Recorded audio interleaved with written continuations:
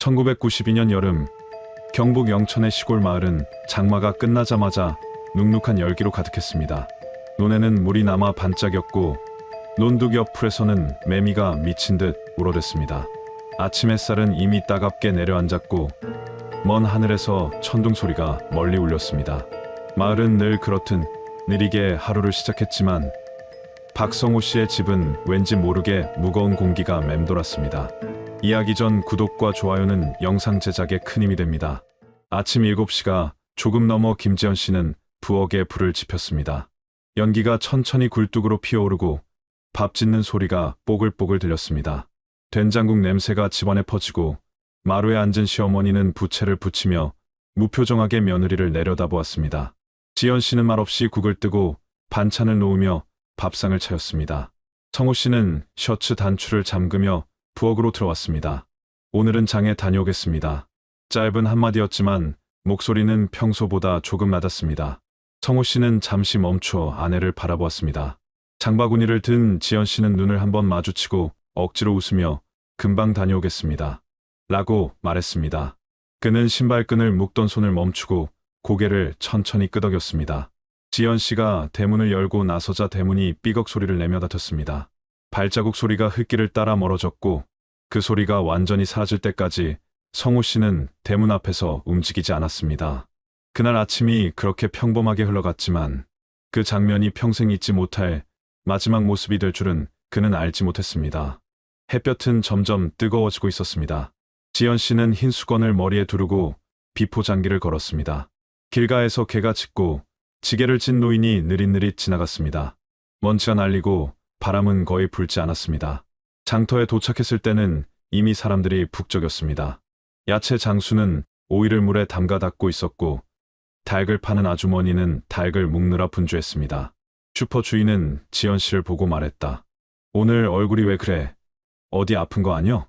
지연 씨는 억지로 웃으며 그냥 피곤해서 그래요. 라고 대답했습니다. 평소보다 대화가 짧았고 표정은 어딘가 불안해 보였습니다. 그 후로 지연 씨를 본 사람은 아무도 없었습니다. 정오 무렵 성호 씨는 점심을 먹으러 집으로 돌아왔습니다. 부엌은 아침 그대로였고 장바구니도 없었습니다. 시어머니는 마루에서 부채질을 하고 있었습니다. 지연이는 아직 안 들어왔습니까? 아마 친정 들렀겠지. 어머니의 말투는 담담했지만 성호 씨의 불안은 커졌습니다. 장을 본 지 3시간이 넘었는데 돌아오지 않는 것은 처음이었습니다. 오후가 되어도 아내가 돌아오지 않자 성호 씨는 장터로 직접 나갔습니다. 슈퍼 주인은 아침 이후로 못 봤다고 했습니다. 야채 장수도 정육점 주인도 모두 같은 대답을 했습니다. 길에는 장바구니가 떨어져 있지도 않았고 사고 흔적도 없었습니다.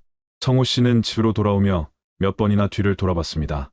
햇빛은 더 뜨겁게 내리쬐었고 마을은 이상하리만큼 조용했습니다. 해가 기울 무렵 성호 씨는 경찰서에 신고했습니다. 동네 순경이 집으로 와 상황을 확인했습니다. 집안은 깨끗했고 지갑과 신분증, 옷가지까지 모두 그대로였습니다. 혹시 부부싸움 하셨습니까? 아닙니다. 평소와 다를 것 없었습니다. 성호 씨는 단호히 대답했습니다. 밤이 되자 마을 사람들이 모여 손전등을 들고 수색을 시작했습니다. 논두렁과 냇가, 장터 뒤편 창고까지 샅샅이 뒤졌습니다. 풀벌레 소리와 개 짖는 소리가 섞여 들렸지만 어디에서도 아내의 흔적은 나오지 않았습니다. 시어머니는 마루에 앉아 사람들을 보며 말했습니다. 아무래도 집 나간 거 아니겠어. 맨날 찡얼대더니 결국 사고 쳤네. 성호 씨는 그 말을 듣고 가슴이 철렁 내려앉았습니다.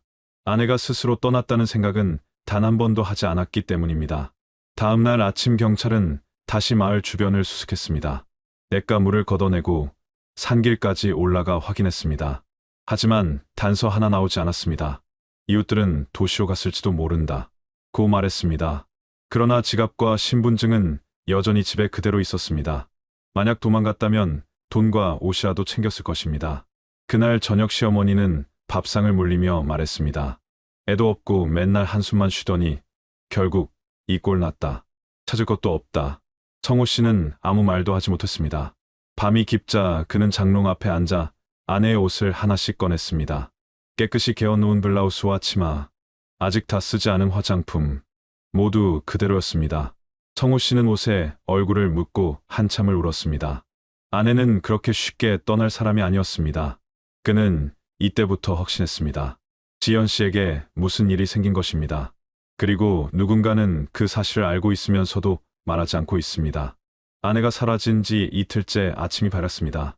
박성호 씨는 새벽부터 눈을 떴습니다. 밤새 뒤척이느라 제대로 잠을 이루지 못했습니다.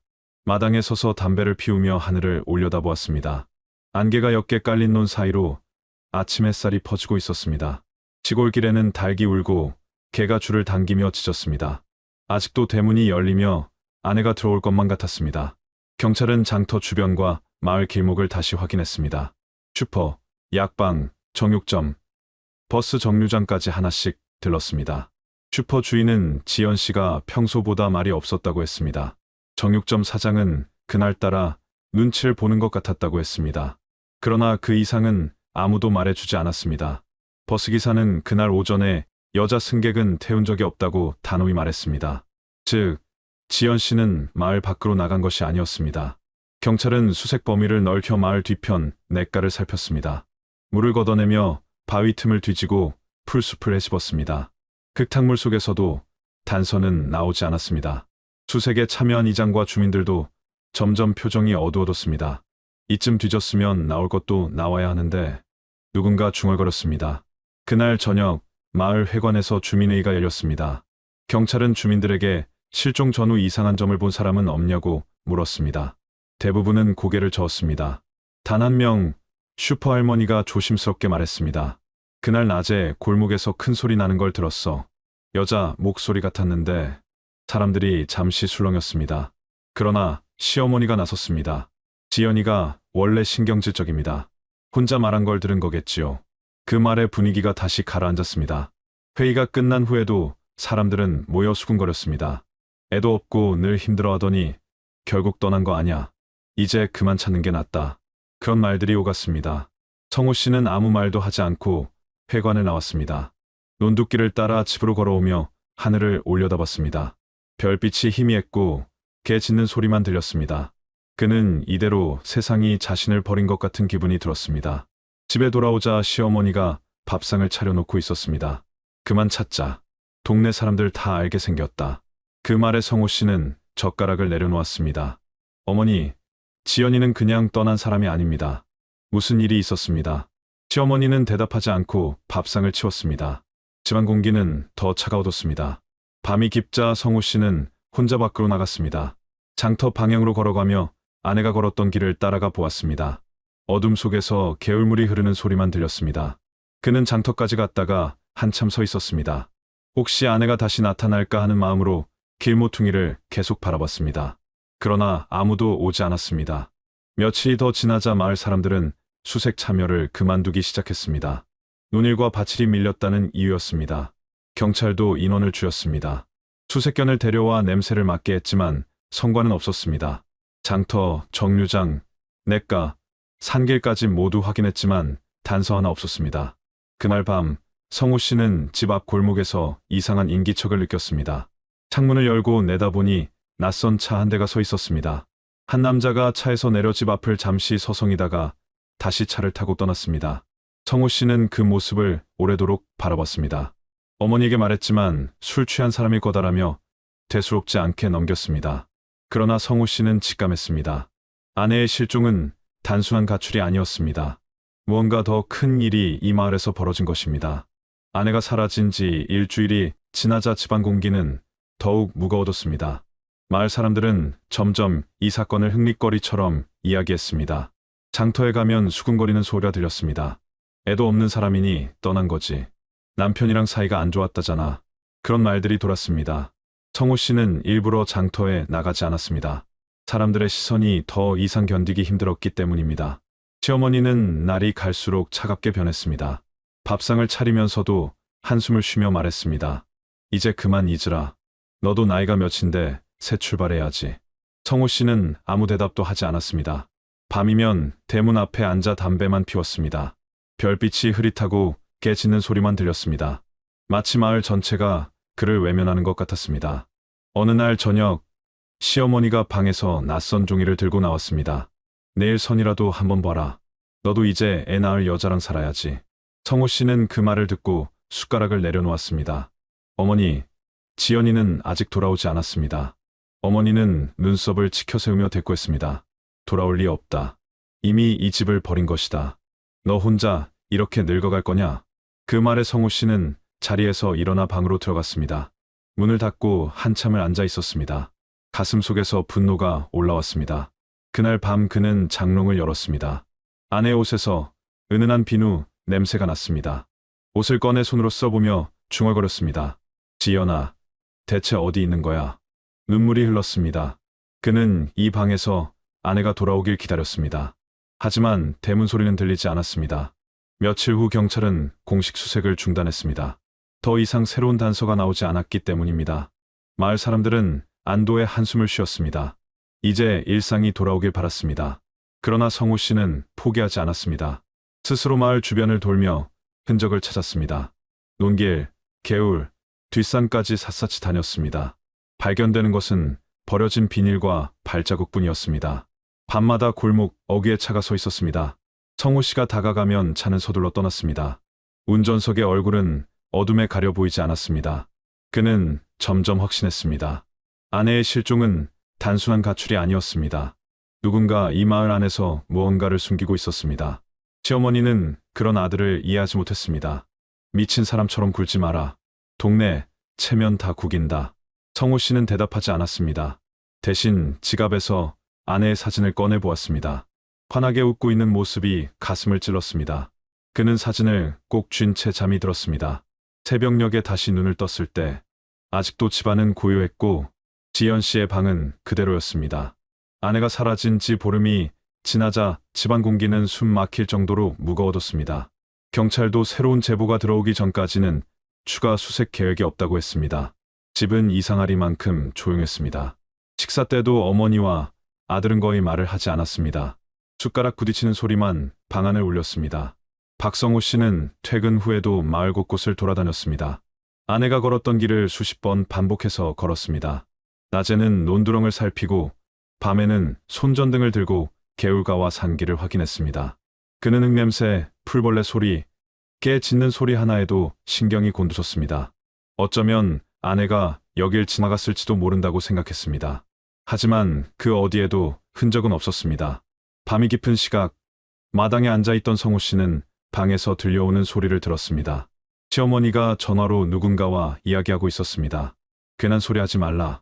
이미 끝난 일이다. 짧은 말이었지만 그 순간 가슴이 철렁 내려앉았습니다. 그는 방문 앞에서 한참을 서 있었습니다. 전화를 끄는 어머니가 방에서 나오자 태연하게 물었습니다. 누구랑 통화하셨습니까? 어머니는 놀란 기색 없이 대답했습니다. 친정집이다. 별일 아니다. 그러나 목소리 어딘가에 긴장감이 묻어 있었습니다. 그날 밤 성호 씨는 잠을 이루지 못했습니다. 방 안을 천천히 걸으며 장롱문을 열고 아내의 옷을 꺼냈습니다. 비누 냄새가 아직도 남아 있었습니다. 손으로 옷을 쓰다듬으며 중얼거렸습니다. 지연아, 대체 어디 있는 거야? 눈물이 목까지 차올랐습니다. 그는 옷을 꼭 끌어안고 마루에 앉아 날이 밝을 때까지 담배를 피웠습니다. 며칠 후 장롱 속 깊은 곳에서 낡은 봉투 하나를 발견했습니다. 안에는 오래된 병원 영수증과 메모지, 그리고 지연 씨 이름이 적힌 서류 한 장이 있었습니다. 그는 봉투를 들고 마루로 나와 어머니를 바라봤습니다. 어머니, 이건 뭡니까? 어머니는 잠시 눈을 피하다가 대답했습니다. 옛날에 몸이 좀 안 좋아서 병원 다닌 거다. 별이 아니다. 성호 씨는 믿기 힘들었습니다. 아내가 그런 이야기를 한 적이 없었기 때문입니다. 그는 조용히 봉투를 다시 장롱에 넣었지만 마음속 의심은 더 커졌습니다. 그날 저녁, 시어머니는 갑자기 말했다. 이제 그만 좀 찾아라. 애도 없고 내 나이도 있는데 새 여자 만나야지. 성호 씨는 그 말을 듣고 자리에서 일어섰습니다. 어머니, 지연이는 그냥 떠난 사람이 아닙니다. 아직 살아 있습니다. 어머니는 눈살을 찌푸리며 대꾸했습니다. 내가 그렇게 잡고 있어도 돌아올 사람 아니야. 이제 현실 좀 봐라. 그 말에 성호 씨는 아무 대답도 하지 않고 방으로 들어갔습니다. 방 안에서 문을 닫고 한참을 앉아 있었습니다. 온몸이 떨리고 심장이 두근거렸습니다. 그날 밤도 그는 집을 나섰습니다. 골목길은 조용했고 가로등, 불빛만 희미했습니다. 눈에서 부는 바람이 차가웠습니다. 길을 걷다 문득 뒤에서 인기척이 들렸습니다. 돌아보았지만 아무도 없었습니다. 그는 가슴이 철렁했지만 다시 발걸음을 옮겼습니다. 어쩌면 누군가 자신을 지켜보고 있는 것 같았습니다. 집에 돌아와도 마음은 진정되지 않았습니다. 창문 너머로 마을을 바라보며 그는 생각했습니다. 아내가 어디에 있든 반드시 찾아야 한다. 설령 모두가 그만두라 해도 멈추지 않겠다. 그는 사진 앨범을 꺼내 아내의 사진을 바라보았습니다. 환하게 웃던 모습이 눈앞에 선명했습니다. 그 웃음이 머릿속에서 떠나지 않았습니다. 그날 밤 그는 거의 잠을 이루지 못했습니다. 새벽이 밝아올 때까지 집안을 서성였습니다. 그린 오후였습니다. 창밖으로 잔잔한 빗소리가 들렸고 지붕 끝에서 빗물이 떨어지고 있었습니다. 박성우 씨는 장롱을 정리하다가 낡은 노트 한 권을 발견했습니다. 먼지가 쌓여 있었고 표지는 손때로 발해 있었습니다. 조심스럽게 펼친 첫 장에는 작고 단정한 글씨가 적혀 있었습니다. 오늘도 시어머니께 혼이 났다. 아이를 못 낳는다고 또 타박을 들었다. 성우 앞에서는 웃지만 그만 울고 싶다. 성우 씨는 숨을 크게 들이켰습니다. 페이지를 넘길수록 가슴이 점점 조여왔습니다. 밥상을 엎고 소리를 지르셨다. 나는 아무 말도 못하고 앉아 있었다. 친정에 가고 싶다. 여기서는 누구도 내 편이 아니다. 오늘 밤도 잠이 오지 않는다. 차라리 떠나고 싶다. 손끝이 떨렸습니다. 이 글자 하나하나가 아내의 절망을 그대로 담고 있었습니다. 그는 무릎 위에서 노트를 꼭 움켜쥐고 한참을 앉아 있었습니다. 마당에서 달 구는 소리가 멀리 들렸지만 귀에 들어오지 않았습니다. 한참 후 그는 마루로 나가 시어머니를 불렀습니다. 어머니, 이거 보셨습니까? 노트를 건네자 어머니의 표정이 순간 굳어졌습니다. 그러나 곧 아무렇지 않은 듯 웃으며 말했습니다. 괜한 걸 왜 뒤지느냐? 다 지난 일이다. 성호 씨는 노트를 바닥에 놓고 목소리를 높였습니다. 아내가 이렇게 괴로워한 걸 왜 나한테 한마디도 안 하셨습니까? 시어머니는 표정을 굳히고 대꾸했습니다. 그 계집애는 원래 마음이 약했다. 애도 못 낳고 집안 체면 생각도 안 했다. 내가 좀 꾸짖은 게 뭐가 그리 큰일이냐. 그 순간 성호 씨는 손에 힘을 주었습니다. 어머니 때문에 지연이가 이렇게 된 겁니다. 어머니 때문에 떠난 겁니다. 그는 마루 기둥을 주먹으로 쳤습니다. 쿵 소리가 울렸고 손등에서 피가 배어나왔습니다. 어머니는 눈을 가늘게 뜨며 말했습니다. 그래서 내가 너한테 새 여자 보라고 했던 거다. 이 집은 후손이 있어야 한다. 그 계집애 붙잡고 평생 울고 살 거냐? 그 말에 성호 씨는 자리에서 일어났습니다. 다시는 그런 말 하지 마십시오. 목소리는 떨렸지만 눈빛은 단호했습니다. 시어머니는 잠시 말이 막혔습니다. 그러나 곧 등을 돌리며 방으로 들어갔습니다. 문이 닫히는 소리가 마루에 크게 울렸습니다. 그날 밤 성호 씨는 집을 나섰습니다. 논두길에 앉아 담배를 연거푸 피웠습니다. 어둠 속에서 개울물이 흐르는 소리가 들렸고 멀리서 개가 울었습니다. 그는 손으로 얼굴을 감싸며 속으로 중얼거렸습니다. 지연아, 내가 이렇게까지 힘들어했는데 나는 아무것도 몰랐다. 너를 지켜주지 못했다. 눈물이 목을 타고 흘렀습니다. 비가 조금씩 내리기 시작했습니다. 옷은 젖었지만 그는 일어설 생각을 하지 않았습니다. 비 냄새와 흙 냄새가 섞여 코끝을 스쳤습니다. 그는 깊게 숨을 들이마시며 마음속으로 다짐했습니다. 내가 어디 있든 내가 찾아낼 거다. 설령 이 마을에서 평생을 뒤져야 한다 해도 멈추지 않겠다. 집으로 돌아오자 시어머니는 방에 불을 끄고 누워 있었습니다. 성호 씨는 조용히 아내의 사진을 꺼내 방 한가운데 앉았습니다. 사진 속 아내는 환하게 웃고 있었습니다. 그 웃음이 가슴을 찔렀습니다. 그는 사진을 두 손으로 감싸 쥐고 한참을 바라봤습니다. 밖에서는 빗방울이 처마 끝을 두드렸습니다. 마을은 고요했지만 그의 마음은 폭풍 같았습니다. 새벽녘까지 그는 거의 한숨도 자지 못했습니다. 창문 밖이 서서히 밝아올 때까지 앉아 있었습니다. 그는 마지막으로 사진을 쓰다듬고 조용히 말했습니다. 지연아, 내가 끝까지 널 찾아낼 거다. 박성호 씨는 그날 이후로 하루하루가 지옥 같았습니다. 아침에 눈을 떠도 방 안은 여전히 어둡게 느껴졌습니다. 출근길에도 일터에서도 머릿속에는 아내 생각뿐이었습니다. 손에 잡히는 일은 아무것도 없었습니다. 사람들이 무슨 말을 해도 귀에 들어오지 않았습니다. 동료들은 힘내라는 말만 남기고 자리를 비켰습니다. 퇴근 후 집에 돌아와도 아무도 그를 맞아주지 않았습니다. 집은 숨이 막힐 만큼 조용했습니다. 저녁 식탁에서도 대화는 거의 없었습니다. 시어머니는 젓가락 소리만 내며 밥을 먹었습니다. 그러다 어느 날 불쑥 말을 꺼냈습니다. 이번 주에 시내에서 선 자리가 있다. 너도 이제 가봐라. 청호 씨는 젓가락을 내려놓았습니다. 어머니, 저는 아직 지연이를 찾고 있습니다. 어머니는 한숨을 내쉬었습니다. 지연이는 안 온다. 살아있다면 벌써 돌아왔을 것이다. 너 혼자 이렇게 산다고 뭐가 달라지느냐? 청호 씨는 고개를 저었습니다. 지연이는 그런 사람이 아닙니다. 무슨 일이 생긴 겁니다. 어머니의 목소리가 높아졌습니다. 무슨 일이 생겼든 말든 상관없다. 이 집안에는 후손이 있어야 한다. 사람들이 나를 얼마나 불쌍하게 보는 줄 아냐? 며느리 하나 잘못 만나서 애도 못 보고 늙는다고. 청호 씨는 자리에서 일어섰습니다. 그만하십시오. 지금 그런 얘기할 때가 아닙니다. 어머니는 부채를 내려놓으며 더 크게 외쳤습니다. 내가 너를 위해 준비한 거다. 세상 사람들 다 너 걱정하는데 너 혼자 고집부리면 뭐가 되느냐. 방 안의 공기는 더 무거워졌습니다. 청호 씨는 아무 말도 하지 않고 방으로 들어갔습니다. 문을 닫는 소리가 크게 울렸습니다. 그는 장롱에서 아내의 사진과 낡은 일기장을 꺼냈습니다. 손가락으로 글씨를 따라가며 천천히 읽었습니다. 오늘은 숨이 막혔다. 시어머니의 눈길이 너무 무섭다. 누구 하나 내 편이 아니다. 눈물이 다시 흘렀습니다. 사진 속 웃고 있는 아내의 얼굴은 더 이상 선명하게 보이지 않았습니다. 밤이 되자 그는 결국 집을 나섰습니다. 논둑길에는 풀벌레 소리가 가득했고 개울물 소리가 멀리서 들렸습니다. 손전등 불빛이 길 위의 돌멩이들을 하나씩 비췄습니다. 그는 개울을 건너고 마을 외곽으로 향했습니다. 그곳에는 오래된 폐가가 있었습니다. 창문은 깨져 있었고 지붕에는 이끼가 잔뜩 끼어 있었습니다. 그는 조심스럽게 문을 열었습니다. 문소리가 삐걱 소리를 내며 열렸습니다. 안에서는 곰팡내와 먼지, 냄새가 뒤섞여 숨이 막힐 정도였습니다. 바닥은 축축했고 오래된 신문지와 부서진 의자가 널브러져 있었습니다. 그는 손전등으로 구석구석을 비추며 천천히 걸었습니다. 그 순간 기둥에 걸린 낡은 헝겊, 조각이 눈에 들어왔습니다. 먼지를 털고 손에 쥐자 촉감이 거칠었습니다. 색이 발에 있었지만 분명히 아내가 입던 앞치마와 비슷했습니다. 심장이 요동쳤습니다. 그는 그 자리에서 한참을 앉아 있었습니다. 헝겊을 코에 가져가 냄새를 맡았습니다. 비누 냄새는 사라졌지만 묘한 익숙함이 남아 있었습니다. 해가 밖으로 나오자 밤하늘에서 번개가 쳤습니다. 잠시 하늘이 환해졌고 빗방울이 한두 방울 떨어지기 시작했습니다.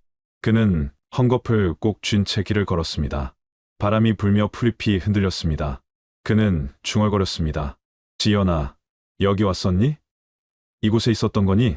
눈물이 섞여 목이 메었습니다. 집으로 돌아오자 시어머니는 마루에 앉아 있었습니다. 어디 다녀왔냐? 목소리는 차가웠습니다. 청호 씨는 대답하지 않고 방으로 들어갔습니다. 문을 닫고 헝겊을 책상 위에 올려놓았습니다. 그 순간 그의 가슴이 뜨겁게 뛰었습니다. 이제 시작이다. 진짜 무슨 일이 있었는지 밝혀야 한다. 그는 그날 밤 거의 잠을 이루지 못했습니다. 창밖에서는 빗소리가 점점 굵어지고 있었고 지붕을 두드리는 소리가 한밤중 내내 이어졌습니다. 새벽녘이 되어도 눈은 감기지 않았습니다. 그는 침대에 앉아 창밖이 밝아오는 것을 바라보았습니다. 오늘부터는 혼자라도 끝까지 찾아내겠다. 그는 마지막으로 사진을 쓰다듬고 깊은 숨을 내쉬었습니다. 아침 공기에는 밤새 내린 비 냄새가 남아 있었습니다. 마당에는 물웅덩이가 군데군데 생겨 있었고 처마 끝에서 물방울이 뚝뚝 떨어졌습니다. 박성호 씨는 헝겊을 품에 넣고 집을 나섰습니다. 논둑길은 젖어 미끄러웠지만 그는 망설이지 않았습니다. 풀잎마다 빗물이 맺혀 있었고 햇살이 비치자 반짝였습니다. 그는 묵묵히 폐가 쪽으로 걸어갔습니다. 낮의 폐가는 밤과 달리 적막했지만 묘한 긴장감이 감돌았습니다. 낡은 문은 삐걱거리며 열렸고 안에는 먼지가 가득했습니다. 햇빛이 깨진 창문 사이로 들어와 바닥에 긴 줄무늬를 만들었습니다. 청호 씨는 천천히 방 구석을 살폈습니다. 그 순간 장독대 옆에서 작은 금속 소리가 났습니다. 그는 무릎을 꿇고 손으로 먼지를 털었습니다. 먼지 속에서 작은 머리핀이 나왔습니다. 아내가 자주 꽂던 머리핀과 같은 모양이었습니다. 손끝이 떨렸습니다. 심장이 쿵쿵 뛰었습니다. 바닥에는 작은 발자국이 남아 있었습니다. 비에 반쯤 씻겨 희미했지만 확실히 여성의 발자국 같았습니다. 그는 그 자리에 무릎을 꿇고 한참을 앉아 있었습니다. 방 안은 고요했고 먼지 냄새와 흙냄새가 뒤섞여 코끝을 찔렀습니다. 바람이 스치자 문이 삐걱거렸고 그 소리가 그의 등골을 서늘하게 만들었습니다. 손수건과 천조각을 품에 넣고 집으로 돌아오자 시어머니가 마루에 앉아 있었습니다. 그는 두 손에 든 것을 보여주며 말했습니다. 어머니, 이거 보십시오. 지연이 물건입니다. 왜 거기 있었습니까? 어머니의 표정이 순간 굳어졌지만 곧 시선을 피했습니다. 그런 거 어디서 주워온 거냐? 그만 돌아다니고 다녀라. 성호 씨는 한 발 다가섰습니다. 어머니는 분명히 무슨 일인지 알고 계십니다. 아내가 떠난 날, 그날 무슨 일이 있었습니까? 어머니는 눈썹을 찌푸리며 대답했습니다. 내가 이렇게 따진다고 달라지겠냐? 그 계집애는 이미 집을 떠난 거다. 너 혼자 이렇게 산다고 뭐가 달라지냐? 성호 씨는 목소리를 높였습니다. 어머니가 그렇게 말씀하시니 더 의심이 됩니다. 말씀하지 않으신다면 제가 끝까지 찾아내겠습니다. 어머니는 부채를 내려놓고 크게 소리쳤습니다. 그만해라. 내가 너 위해 선자리까지 알아봤다. 이제 새 사람 만나고 애 낳아야 한다. 사람들이 다 내 걱정한다. 성호 씨는 굳은 표정으로 대답했습니다. 저는 지연이를 찾을 때까지 그 누구도 만나지 않겠습니다. 방으로 들어온 그는 가만히 앉아 손수건과 천조각을 책상 위에 올려놓았습니다. 햇빛이 서서히 기울며 방 안을 붉게 물들였습니다. 그는 사진 앨범을 꺼내 아내의 웃는 얼굴을 오래 바라봤습니다. 눈가가 뜨거워졌습니다. 저녁이 되자 그는 짐을 챙겼습니다. 시어머니는 마루에서 말렸습니다. 어디 가려고 그러냐? 이 집은 내 집이다. 성호 씨는 조용히 대답했습니다. 저는 이 집에 있을 수 없습니다. 지연이를 찾을 때까지 돌아오지 않겠습니다. 그는 짐을 들고 대문으로 향했습니다. 시어머니는 등을 바라보며 차갑게 말했습니다. 집을 나가면 다시는 돌아오지 마라. 그 말에 성호 씨는 잠시 멈췄다가 그대로 걸었습니다. 밖은 이미 어둑해져 있었습니다. 논둑길에는 작은 물웅덩이가 생겨 있었고 그 위로 저녁 햇빛이 반사되었습니다. 바람이 불자 풀잎이 흔들리고 깨 짖는 소리가 멀리서 들렸습니다. 비가 다시 내리기 시작했습니다. 빗방울이 어깨와 머리를 적셨지만 그는 멈추지 않았습니다. 걸음은 점점 빨라졌고 숨이 거칠어졌습니다. 마을 외곽의 작은 여관에 도착했을 때 이미 해는 졌습니다. 방은 낡았지만 그는 불을 켜지 않은 채 앉았습니다. 주머니에서 손수건과 천조각을 꺼내 무릎 위에 올려놓았습니다. 천장에서는 물방울 떨어지는 소리가 들렸고 그 소리가 유난히 크게 울렸습니다. 그는 눈을 감고 한참 앉아 있었습니다. 아내의 웃는 얼굴이 머릿속에 선명하게 떠올랐습니다. 지연아, 내가 널 꼭 찾아내겠다. 그는 그렇게 중얼거렸습니다. 비소리가 잦아들고 먼동이 트자 마음이 차분해졌습니다. 그는 깊은 숨을 내쉬며 되뇌었습니다. 박성호 씨는 여관에서 밤을 꼬박 새웠습니다. 창문 틈새로 새벽빛이 들어오자 그는 느릿하게 자리에서 일어났습니다. 비는 그쳤지만 하늘은 여전히 흐렸고 공기에는 습한 흙냄새가 배어 있었습니다. 그는 허겁지겁 국밥으로 아침을 때운 뒤 읍내로 향했습니다. 이번에는 아내가 사라지기 전 다녀갔다는 병원을 찾아보기로 했습니다. 가방 속에는 장롱에서 꺼낸 일기장을 넣어두었습니다. 병원 원무과에서 오래된 서류를 뒤적이던 간호사가 파일 하나를 꺼냈습니다. 기록은 단 한 장이었습니다. 응급 안정치료 보호자 동의라는 글자가 눈에 들어왔습니다. 성호 씨는 서류를 꼭 쥐었습니다. 담당 의사를 찾아가자 그는 잠시 머뭇거리다 조심스럽게 말했습니다. 당시 보호자가 시어머니셨습니다. 며느리분이 심한 불안 증세를 보였다고 해서 잠시 모셔왔습니다. 하루 정도 안정치료를 하고 바로 퇴원했습니다. 본인은 계속 집으로 가고 싶어 하셨습니다. 성호 씨의 눈썹이 미세하게 떨렸습니다. 그날 저는 회사에 있었습니다. 집에 돌아왔을 때 아내는 아무 말도 하지 않았습니다. 목소리가 갈라졌습니다. 의사는 안쓰러운 눈빛으로 고개를 끄덕였습니다. 아마 남편분에게 말하면 더 큰 일이 될까 두려웠을 겁니다. 보호자께서 서명하셨기 때문에 저희는 따로 알릴 방법이 없었습니다. 병원을 나오는 순간 머릿속이 새하얘졌습니다. 아내가 그렇게 괴로워했는데 자신은 아무것도 몰랐던 것입니다. 손에 쥔 기록지가 구겨질 만큼 힘이 들어갔습니다. 그는 읍내에서 곧장 아내의 친정에 전화를 걸었습니다. 오빠가 전화를 받았고 잠시 침묵 끝에 입을 열었습니다. 지연이가 몇 번이나 우리 집에 왔었다. 울면서 여길 떠나고 싶다고 하더라. 하지만 시어머니가 사람을 보내 데리고 갔다. 우린 더 말하면 문제 커질까봐 모른 척했어. 그 말은 날카로운 송곳처럼 가슴에 박혔습니다. 버스를 타고 마을로 돌아오는 길, 창밖으로 비에 젖은 논과 산이 스쳐 지나갔습니다. 성호 씨는 창틀을 붙잡은 채 눈을 감았습니다. 지연이는 스스로 떠난 게 아니야. 누군가 억지로 막아섰어. 어머니가 그날 생각이 꼬리에 꼬리를 물었습니다. 집에 도착하자 시어머니는 마루에 앉아 있었습니다. 그는 조용히 앉아 서류를 내려놓으며 말했습니다. 어머니, 다 알게 됐습니다. 지연이가 병원에 있었던 것, 그리고 어머니가 보호자였던 것. 시어머니의 표정이 순간 굳어졌습니다. 누가 그런 소리를 했디? 직접 확인했습니다. 왜 저한테 한마디도 안 하셨습니까? 시어머니는 한숨을 내쉬었습니다. 그 계집애는 울고만 있었다. 집안 체면이 말이 아니었다. 그래서 내가 데려가 잠시 약이라도 먹이고 쉬게 한 거다. 성호 씨는 이를 악물었습니다. 그건 치료가 아니라 감금입니다. 지연이는 그날 이후 더 힘들어했을 겁니다. 시어머니는 눈을 치켜뜨며 말했습니다. 너는 나까지 원망하려는 거냐? 나는 이 집안 위해서 한 거다. 성호 씨는 목소리를 눌렀습니다. 이제 저는 어머니 말씀 안 믿습니다. 제가 직접 찾아서 확인하겠습니다. 그는 다시 폐가 근처로 향했습니다. 낮에 햇빛이 구름 사이로 비쳤고 숲에서는 새소리가 울렸습니다. 근처에서 장을 보던 노인을 붙잡아 물었습니다. 노인은 한참 망설이다 낮은 목소리로 말했습니다. 그날 밤 젊은 여자가 그쪽으로 가는 걸 봤네. 비가 억수로 오던 날이었지. 그 말에 성호 씨의 숨이 막혔습니다. 아내가 마지막으로 목격된 곳이 바로 그곳이었던 것입니다. 해가 질 무렵 그는 여관으로 돌아왔습니다. 방 안에 앉아 손수건과 천조각을 꺼내 무릎 위에 놓았습니다. 손끝으로 수놓인 글씨를 쓰다듬으며 중얼거렸습니다. 지연아, 이제 거의 다 왔어.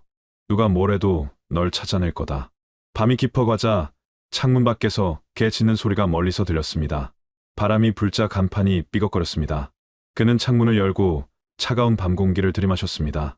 심장이 천천히 뛰었지만 두려움 대신 묘한 힘이 차올랐습니다.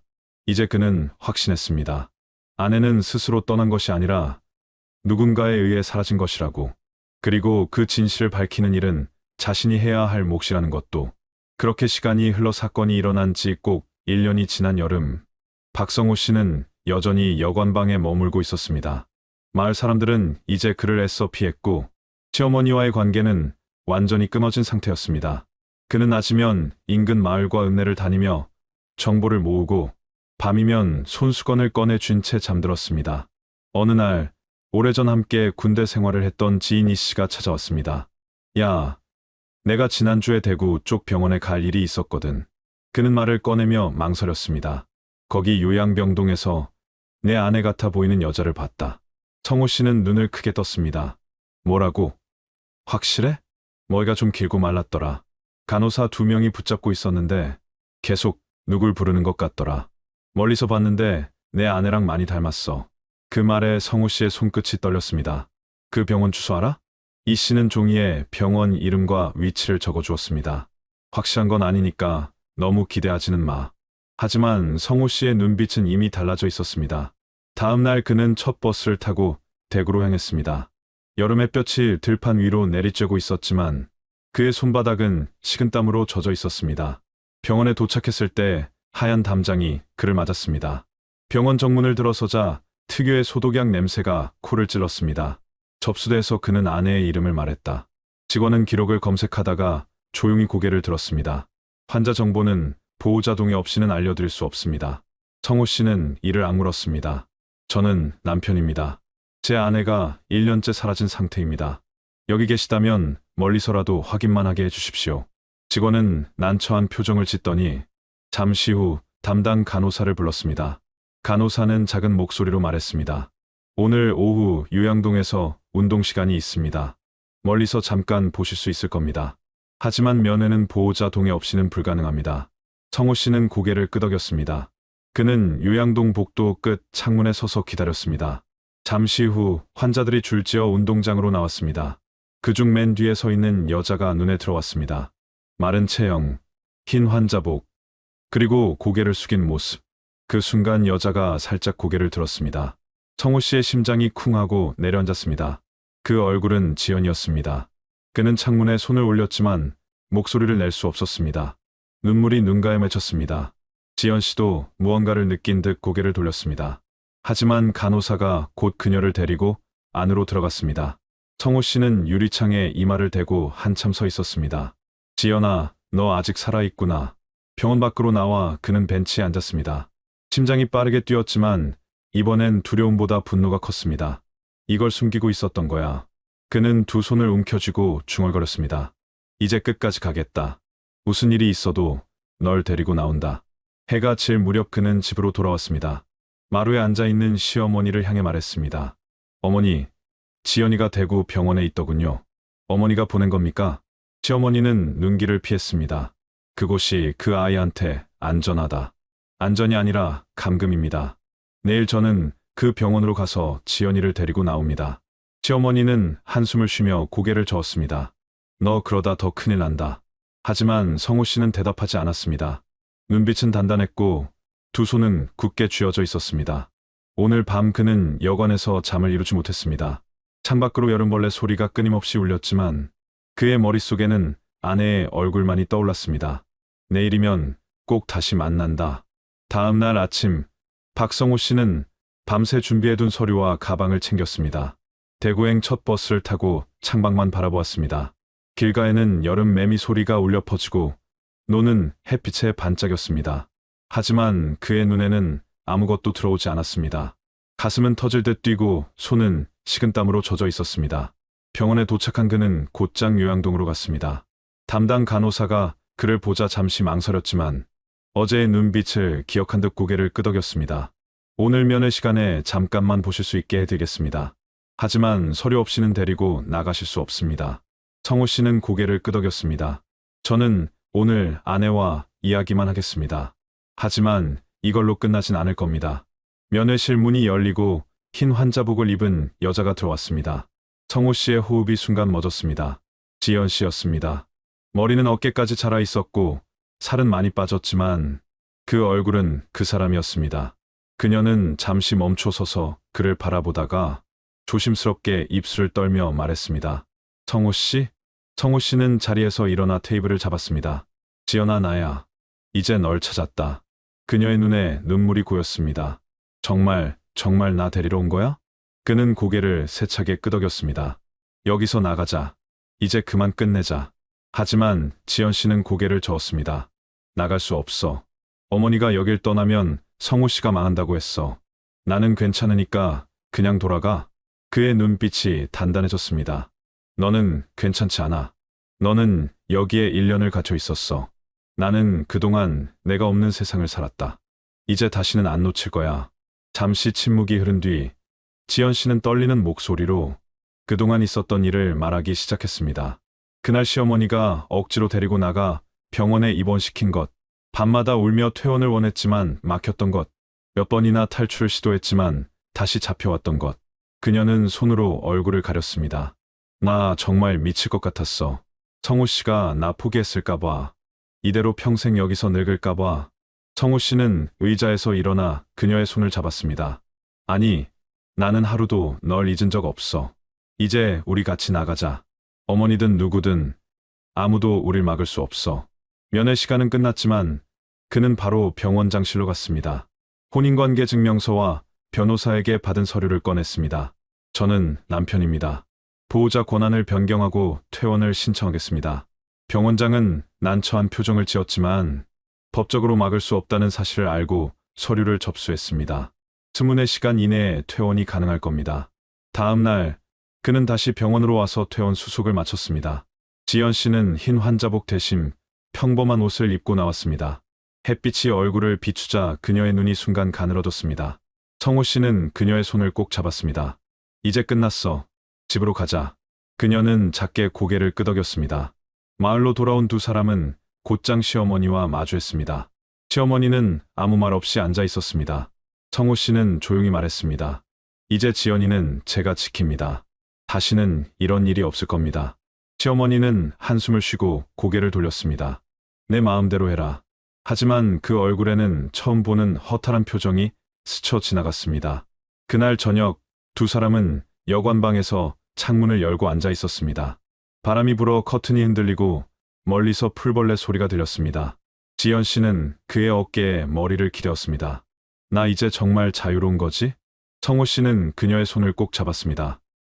그래, 이제부터 다시 시작이야. 창밖 하늘에는 별이 떠올랐습니다. 1년 동안 닫혀있던 시간이 서서히 풀려나가는 것 같았습니다. 두 사람은 서로의 손을 놓지 않은 채 길고 긴 밤을 함께 맞았습니다. 끝까지 시청해 주셔서 감사합니다. 구독과 좋아요는 영상 제작에 큰 힘이 됩니다. 1986년 늦여름 강원도 인제의 아침 공기는 차갑지 않을 만큼 선선하고 촉촉하게 피부를 감싸고 있었습니다. 회색 구름이 낮게 깔린 하늘을 덮고 있었고 계곡에서는 멀리서부터 물소리가 잔잔하게 울려 퍼지며 그날이 평범한 하루가 아닐 것임을 예감하게 했습니다. 약초꾼 김춘배 씨는 손때 묻은 배낭을 들고 마당에 서서 오늘 오를 산을 바라보며 깊고 묵직한 숨을 내쉬고 있었습니다. 이야기 시작 전 구독 좋아요는 영상 제작에 큰 힘이 됩니다. 그의 얼굴에는 오랜만에 떠나는 원정에 대한 긴장과 설렘이 동시에 깃들어 있었고 손끝은 무의식 중에 배낭끈을 꽉 조이고 있었습니다. 마당 밖으로 발자국 소리가 들리자 김춘배 씨는 시선을 돌렸습니다. 동네에서 함께 약초를 캐던 정만 씨가 나타나며 춘배 씨 다 준비됐습니까? 오늘은 길이 멉니다 하고 말했습니다. 고지어 중년 약초꾼 한 명이 웃으며 걸어왔고 마지막으로 20대 막내 민수 씨가 땀에 젖은 얼굴로 달려와 늦어서 죄송합니다. 오늘은 꼭 큰 거 캐야죠 하며 숨을 몰아쉬었습니다. 김춘배 씨는 그를 바라보며 고개를 끄덕이고는 산은 만만치 않습니다. 오늘은 길이 험할 겁니다. 마음 단단히 먹으시오 하고 말했습니다. 민수 씨는 씩 웃으며 배낭을 메고 서둘러 줄에 섰습니다. 그들은 마을 입구에서 배낭을 메고 줄지어 걸음을 옮겼습니다.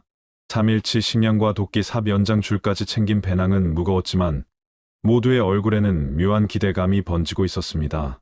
길을 나서자 풀냄새와 흙냄새가 한꺼번에 코끝을 찔렀고 바람은 나무잎을 스치며 부드럽게 불어왔습니다. 새소리가 이어지고 멀리 계곡에서 피어오르는 안개가 햇빛을 받아 희미하게 빛나고 있었습니다. 첫 길은 완만했고 흙길을 따라 걸으며 그들은 세상에서 가장 평화로운 하루처럼 느꼈습니다. 김춘배 씨가 앞장서고 정만 씨와 다른 두 사람이 뒤를 따랐으며 민수 씨는 호기심 어린 눈으로 이리저리 둘러보며 걷고 있었습니다. 정말 깊네요. 여기까지 오는 사람 많습니까? 민수 씨가 묻자 김춘배 씨는 잠시 걸음을 멈추고 뒤를 돌아보며 여긴 아무나 못 옵니다. 길도 복잡하고 위험합니다. 길만 잃지 않으면 됩니다 하고 말했습니다. 그 말에 모두가 고개를 끄덕이고는 다시 발걸음을 옮겼습니다. 점심 무렵 그들은 계곡 옆에서 짐을 내려놓고 휴식을 취했습니다. 김밥을 꺼내고 물을 나눠 마시며 땀에 젖은 얼굴을 씻었습니다. 차가운 계곡물이 발목을 시원하게 적시자 피로가 풀리는 듯했고 모두 웃음이 터져 나왔습니다. 이 맛에 산에 오는 거지요. 정만 씨가 말하자 민수 씨는 내일쯤이면 산삼이 보일까요 하고 묻고 김춘배 씨는 산삼은 마음 급한 사람한테는 안 보입니다. 눈을 낮추고 천천히 보시오 하고 대답했습니다. 그들의 웃음소리가 계곡에 메아리쳤습니다. 점심을 마친 뒤 그들은 다시 길을 올랐습니다. 이번엔 경사가 점점 가팔라졌고 나무 뿌리가 드러난 비탈길을 조심스레 올라야 했습니다. 땀이 이마를 타고 흘러내렸고 숨이 차올랐습니다. 민수 씨는 젊음에 힘입어 앞질러 올라가기도 했지만 김춘배 씨는 그를 불러 세우며 혼자 멀리 가지 마시오. 여기선 다 같이 움직여야 합니다 하고 단호하게 말했습니다. 민수 씨는 쑥스럽게 웃으며 다시 줄 뒤로 물러섰습니다. 해질 무렵이 되자 그들은 계곡 깊숙한 곳에 도착했습니다. 하늘은 이미 어둑어둑했고 바람이 서늘하게 불어와 옷깃을 스쳤습니다. 김춘배 씨는 주변을 둘러보며 텐트를 칠 만한 평지를 찾기 시작했습니다. 여기가 좋겠습니다. 바람도 덜 불고 물도 가깝습니다 하고 말하자 모두가 동의했습니다. 그들은 협력해 텐트를 치고 모닥불을 피웠습니다. 타닥타닥 불이 붙자 어둠이 밀려들어도 덜 무서웠습니다. 저녁을 끓여 먹으며 오늘 하루 걸어온 길과 내일 갈 길을 이야기했습니다. 민수 씨는 피곤했지만 눈이 반짝였고 김춘배 씨는 그런 민수 씨를 보며 옛날 자신의 모습을 떠올렸습니다. 밤하늘에는 구름이 걷히고 별이 하나둘 나타났습니다. 산속의 첫밤은 그렇게 조용히 깊어지고 있었습니다. 다음 날 아침 공기는 어제보다 훨씬 차가웠습니다. 밤새 불었던 바람이 숲속의 나무잎을 흔들어 놓아 이슬이 흠뻑 내려앉아 있었습니다. 김춘배 씨는 모닥불 옆에서 일어나 배낭을 정리하며 주변을 살폈습니다. 오늘은 더 깊이 들어갑니다. 마음 단단히 먹으시오 하고 말했습니다. 민수 씨는 졸린 눈을 비비며 고개를 끄덕였습니다. 그들은 아침을 간단히 먹고 장비를 챙긴 뒤 계곡을 따라 걸음을 옮겼습니다. 처음에는 물길이 넓고 걷기 좋았지만 점점 바위가 커지고 길이 사라졌습니다. 발판을 찾아 바위를 타고 오르내리고 무릎까지 빠지는 웅덩이를 건너야 했습니다. 젖은 신발이 발목을 짓누르고 숨소리가 점점 거칠어졌습니다. 그럼에도 김춘배 씨는 말없이 한 걸음 한 걸음 조심스럽게 앞장섰습니다. 그의 표정은 점점 굳어지고 있었습니다. 여기 사람 발자국 같습니다. 민수 씨가 갑자기 외쳤습니다. 모두 그 자리에 멈춰섰습니다. 축축한 흙 위에는 분명 사람 발자국 같은 것이 찍혀 있었습니다. 서로 얼굴을 바라보며 잠시 말이 없었습니다. 김춘배 씨는 발자국을 한참 들여다보다가 낮은 목소리로 말했습니다. 우리만 이곳에 온 게 아닌 것 같습니다. 더 조심해야 합니다. 그 말이 떨어지자 공기가 묘하게 변했습니다. 누군가 먼저 왔다면 그들도 산삼을 찾고 있을 것이고 이곳에서 마주칠지도 모른다는 생각이 모두를 긴장하게 만들었습니다. 정만 씨는 주위를 두리번거리며 혹시 우리 흔적 보고 따라오는 건 아닐까요? 하고 중얼거렸습니다. 김춘배 씨는 고개를 저으며 모릅니다. 하지만 오늘은 해 지기 전에 자리를 잡아야 합니다. 하고 말했습니다. 점심 무렵 그들은 좁은 평지를 찾아 짐을 내려놓고 쉬었습니다. 모두 땀에 젖어 말도 하지 않고 물만 벌컥벌컥 마셨습니다. 인수 씨는 손으로 이마에 땀을 닦으며 이런 데까지 들어오면 산삼 많을 것 같습니다. 하고 말했습니다. 정만 씨는 피곤한 얼굴로 산삼만 많으면 뭐합니까? 길 잃으면 다 소용없습니다. 하고 퉁명스럽게 대답했습니다. 순간 공기가 무겁게 가라앉았습니다. 잠시 후 다시 길을 올랐습니다. 이번에는 덩굴이 길을 막아 나무칼로 베어내야 했고 바위 틈에 발이 빠지기도 했습니다. 김춘배 씨는 아무 말 없이 길을 개척했고 나머지는 묵묵히 뒤를 따랐습니다. 인수 씨는 처음보다 말이 줄었고 호흡만 크게 들렸습니다. 해가 서쪽으로 기울 무렵 그들은 큰 바위 아래 도착했습니다. 바위 표면에는 오래전 새긴 듯한 표시가 희미하게 보였습니다. 김춘배 씨는 손으로 그 흔적을 쓸며 예전에도 누군가 여기까지 왔던 것 같습니다. 하고 중얼거렸습니다. 민수 씨는 그 말을 듣고 괜히 등골이 서늘해졌습니다. 그날 밤 그들은 계곡 옆에 좁은 공간에 텐트를 치고 모닥불을 피웠습니다. 불꽃이 일렁일 때마다 얼굴, 그림자가 길게 늘어졌습니다. 정만 씨는 가만히 앉아 귀를 기울이다가 들립니까? 저 소리하고 속삭였습니다. 모두 숨을 죽이고 귀를 기울였습니다. 멀리서 나뭇가지가 부러지는 소리가 들렸습니다. 김춘배 씨는 자리에서 일어나 배낭에서 후레쉬를 꺼내 불을 켜고 주위를 비추었습니다. 빗줄기가 어둠 속을 가르며 바위와 나무 사이를 훑었지만 아무것도 보이지 않았습니다. 짐승일 겁니다. 너무 긴장하지 마시오 하고 말했지만 그의 목소리에도 긴장이 묻어 있었습니다. 그들은 다시 자리에 앉았지만 대화는 거의 이어지지 않았습니다. 인수 씨는 불을 바라보다가 입술을 깨물었습니다. 낮에 발견한 발자국이 자꾸 머릿속에 떠올랐습니다. 김춘배 씨는 불을 더 지피며 오늘 밤은 불을 꺼뜨리지 맙시다. 교대로 지킵시다 하고 말했습니다. 그들은 순서를 정해 밤새 불을 지키기로 했습니다. 깊은 산속의 밤은 이상하리만치 조용했습니다. 바람조차 멈춘 듯했고 개울물 소리만 일정한 리듬으로 들렸습니다.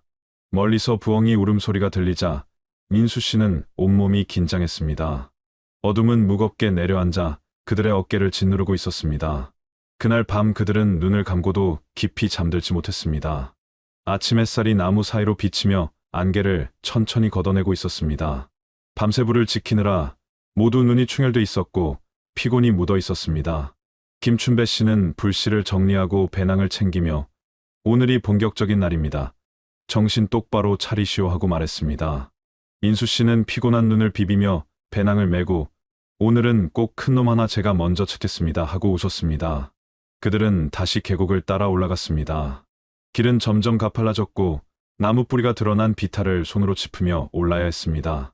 숨이 차고 다리에 힘이 빠졌지만 누구도 멈추지 않았습니다. 점점 숲은 조용해지고 새소리마저 멀어졌습니다. 한참을 오르던 중 민수 씨가 갑자기 소리를 질렀습니다. 여기 보십시오. 이거 산삼 아닙니까? 모두 달려갔습니다. 바위 틈에서 이파리 세 개가 반듯하게 벌어진 어린 산삼이 모습을 드러내고 있었습니다. 그 순간 모두의 얼굴에 흥분이 번졌습니다. 드디어 하나 건졌군, 정만 씨가 말했습니다. 하지만 기쁨은 오래가지 않았습니다. 누가 먼저 캘지, 누가 가져갈지 두고 말다툼이 시작했습니다. 민수 씨는 손으로 흙을 파내며 제가 먼저 발견했습니다. 이건 제 몫입니다 하고 주장했습니다. 다른 약초꾼은 발견은 내가 했어도 여기까지 길 안내한 건 우리 아닙니까? 몫을 나눠야지요 하고 맞섰습니다.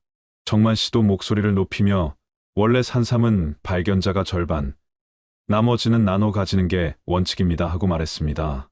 민수 씨는 얼굴이 붉어지고 숨이 거칠어졌습니다. 저는 항상 막내라 제일 적게 가져갔습니다. 이번만큼은 다 가져가야 한다고 생각합니다. 그의 말은 숲속에 울려 퍼졌고 모두의 표정이 굳었습니다. 김춘배 씨가 나서서 말했습니다. 욕심 부리면 산이 노합니다. 이렇게 싸우다 큰일 납니다. 똑같이 나눕시다. 그의 목소리는 단호했지만 쉽게 동의하지 않았습니다. 한참 실랑이가 이어지다 결국 반으로 나눠 각각의 배낭에 넣었습니다. 하지만 불씨는 이미 깊게 스며들었습니다.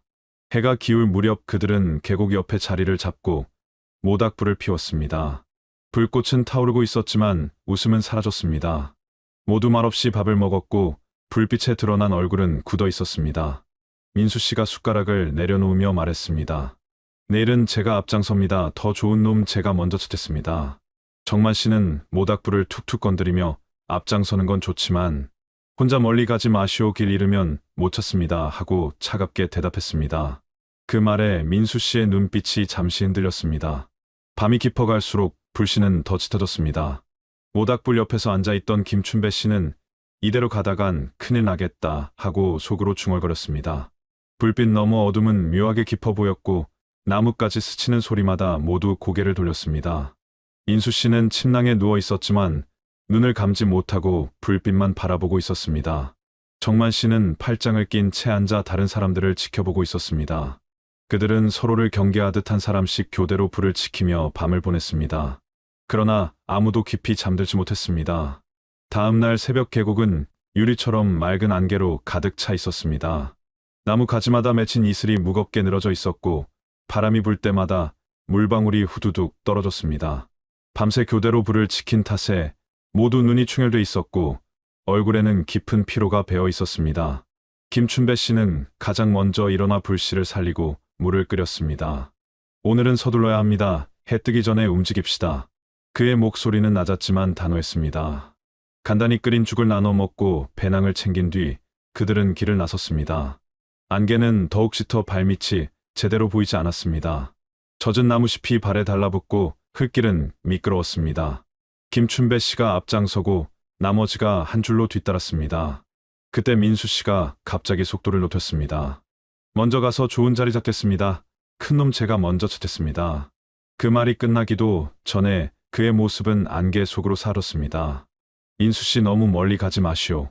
김춘배 씨가 소리쳤지만 안개는 소리를 삼켜버렸습니다. 잠시 기다렸으나 대답은 돌아오지 않았습니다. 그들은 발걸음을 재촉했지만 한참을 가도 민수 씨는 나타나지 않았습니다. 정만 씨가 낮은 목소리로 말했습니다. 이거 아무래도 이상합니다. 벌써 저만큼 갔을 리가 없습니다. 목소리라도 들려야 하는데 다른 사람도 중얼거렸습니다. 해가 중천에 올랐을 무렵 결국 짐을 내려놓고 수색하기로 했습니다. 김춘배 씨는 두 사람을 나눠 위쪽과 아래쪽으로 보냈습니다. 멀리 가지 말고 큰 소리로 부르시오. 서로 목소리 들리게 움직입시다. 그는 후레쉬를 꺼내 바위 틈과 덤불 사이를 비추며 계속 이름을 불렀습니다. 민수 씨, 대답하시오. 어디 있습니까? 그러나 숲속에서는 메아리만 울렸습니다. 까마귀 울음소리가 멀리서 들려와 불길한 느낌을 더했습니다. 2시간이 지나도록 아무런 흔적도 찾지 못했습니다. 그들은 지쳐서 텐트로 돌아왔고 모두 얼굴이 굳어 있었습니다. 정만 씨가 이를 악물고 말했습니다. 배낭까지 챙겨나갔다면 일부러 간 겁니다. 우리 몰래 어디로 간 겁니다. 다른 사람도 고개를 끄덕이며 길 잃은 게 아닙니다. 일부러 우리를 피한 겁니다 하고 말했습니다. 그 순간 불신이 번지고 침묵이 무겁게 내려앉았습니다. 그때 또 한 명이 보이지 않는다는 사실이 확인되었습니다. 잠시 전까지 물을 뜨러 간다고 했던 사람이 배낭과 장비를 챙긴 채 사라진 것이었습니다. 모두의 얼굴에서 피가 가셨습니다. 김춘배 씨는 침착하려 애쓰며 말했습니다. 지금부터 떨어지지 맙시다. 서로 눈에서 벗어나지 맙시다. 그의 목소리는 단호했지만 눈빛에는 불안이 스쳤습니다. 해가 기울자 안개는 더 짙어졌습니다. 길은 보이지 않고 발자국 소리조차 묻혔습니다. 남은 사람은 서로 가까이 붙어 걸었고 조금만 떨어져도 큰 소리로 불러 확인했습니다. 긴장감은 숨 막힐 정도로 짙어졌습니다. 어둠이 내려앉자 계곡은 공포스럽도록 고요해졌습니다. 모닥불을 피웠지만 불꽃이 작게 흔들릴 때마다 모두 후레쉬를 꺼내 주위를 비추었습니다. 불빛이 닿지 않는 곳은 끝없는 어둠이었습니다. 정만 씨는 모닥불 옆에서 낮은 목소리로 말했습니다. 이건 짐승이 아닙니다. 우리 뒤를 따라오는 건 아닐까요? 김춘배 씨는 불을 더 지피며 말했습니다. 오늘 밤은 교대로 불을 지킵시다. 불 꺼지면 안 됩니다. 그들은 순서를 정하고 돌아가며 불을 지켰습니다. 하지만 아무도 깊이 잠들지 못했습니다. 누군가 뒤척이면 모두 눈을 떴습니다. 바람에 나뭇가지가 스치는 소리조차 칼날처럼 날카롭게 들렸습니다. 새벽녘 바람이 불자 불꽃이 크게 흔들렸습니다. 그 순간 숲속에서 갑자기 무언가 부러지는 소리가 크게 울렸습니다. 모두 동시에 일어나 후레쉬를 켜고 사방을 비추었습니다. 빗줄기는 안개 속을 가르며 흔들렸지만 아무것도 보이지 않았습니다. 그들은 모닥불 가까이에 모여 서로의 얼굴을 확인했습니다. 아무 말 없이 앉아 있었지만 눈빛은 모두 날카로웠습니다. 그날 밤은 끝없이 길고 무겁게 이어졌습니다. 밤새 한숨도 자지 못한 두 사람은 새벽녘에 눈이 마주친 순간 말없이 일어섰습니다. 모닥불은 거의 꺼져 있었고 타다 남은 장작에서 희미한 연기만 피어올랐습니다. 습기가 잔뜩 뺀 공기는 차갑고 젖은 흙냄새가 코끝을 찔렀습니다. 김춘배 씨는 불씨를 다시 살리고 물을 끓였습니다. 김이 피어오르는 주전자 옆에서 그는 깊은 한숨을 내쉰 뒤 말했습니다. 정만 씨, 오늘은 내려갑시다. 이대로 있다간 우리까지 사라집니다. 정만 씨는 대답하지 않고 조용히 배낭을 챙기기 시작했습니다. 그의 손끝은 굳어 있었고 표정에는 지친 분노가 엿보였습니다. 그들은 서둘러 텐트를 걷고 배낭을 메었습니다. 어깨끈이 살갗에 파고들었지만 누구도 불평하지 않았습니다. 안개는 전날보다 훨씬 짙어 발끝조차 보이지 않았고 나무숲에서 떨어지는 물방울 소리가 유난히 크게 들렸습니다. 바위 위에 얹힌 이끼는 미끄럽고 흙길은 축축해 한 걸음 내디딜 때마다 발목까지 빠졌습니다. 김춘배 씨는 나침반을 꺼내 방향을 확인하고 조심스럽게 발걸음을 옮겼습니다. 정만 씨는 말없이 그의 뒤를 따르며 후레쉬로 발밑을 비췄습니다. 한참을 내려가던 정만 씨가 결국 입을 열었습니다. 춘배 씨, 사람 셋이나 살았습니다. 이제 우리 둘뿐입니다. 이 길도 맞는지 모르겠습니다. 그의 목소리에는 분노와 불안이 섞여 있었습니다. 김춘배 씨는 멈춰 서서 뒤돌아보았습니다. 맞습니다. 계곡이 저쪽에서 내려옵니다. 소리 들리죠.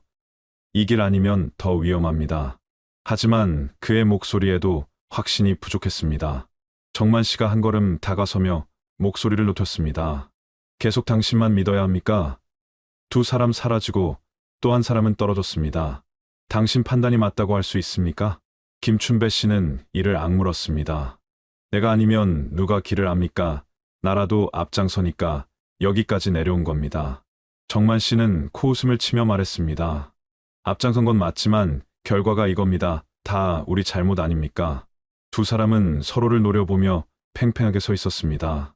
안개 속에서 두 사람의 거친 숨소리만 울렸습니다. 그 순간 발밑에서 돌이 굴러갔습니다. 정만 씨가 비틀거리며 비탈 아래로 몸이 기울었습니다. 조심하시오. 김춘배 씨가 소리치며 손을 뻗었지만 손끝이 닿기 전에 정만 씨는 중심을 잃었습니다. 시간이 느리게 흐르는 것 같았습니다. 정만 씨의 몸이 굴러 떨어지고 바위에 부딪힐 때마다 둔탁한 소리가 연달아 울렸습니다. 마지막에는 물에 떨어지는 소리가 크게 메아리쳤습니다. 물 한 개가 튀어오르고 금세 고요가 찾아왔습니다. 김춘배 씨는 바위 가장자리까지 기어가 후레쉬로 계곡 아래를 비추었습니다.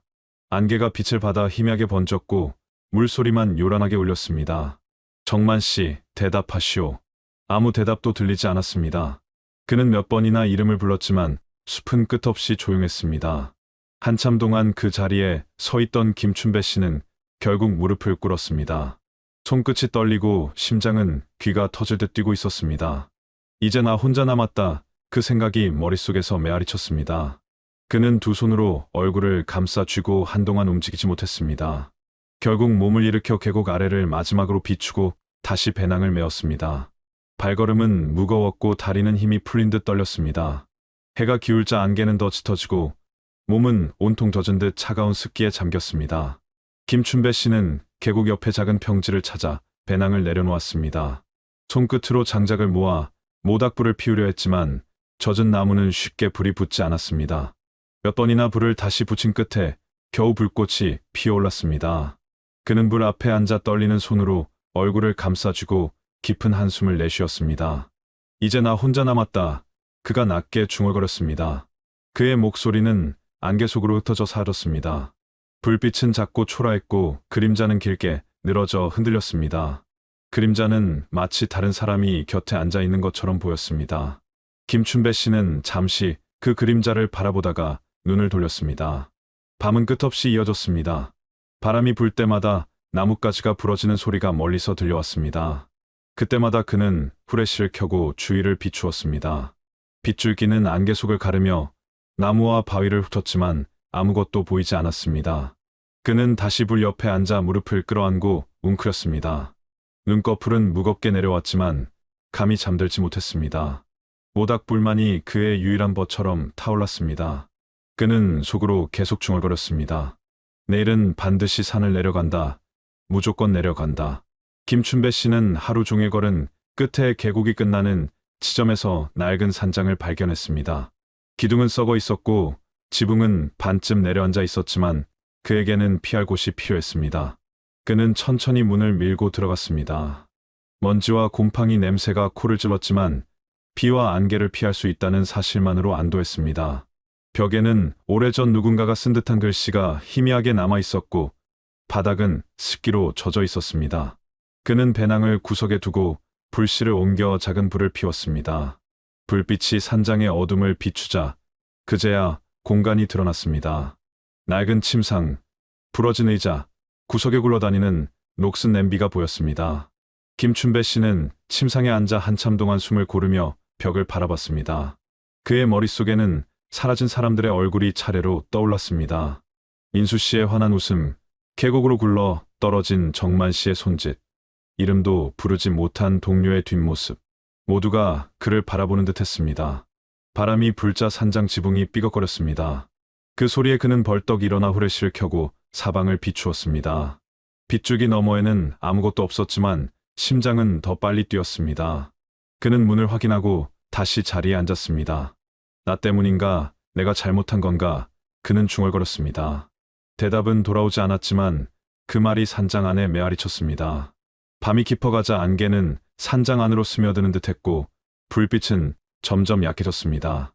그는 불을 더 지피며 눈을 부릅떴습니다. 불 꺼지면 안 된다. 손은 떨리고 입술은 바짝 말라 있었습니다. 한참 후 그는 잠시 눈을 감았다가 갑자기 깨어났습니다.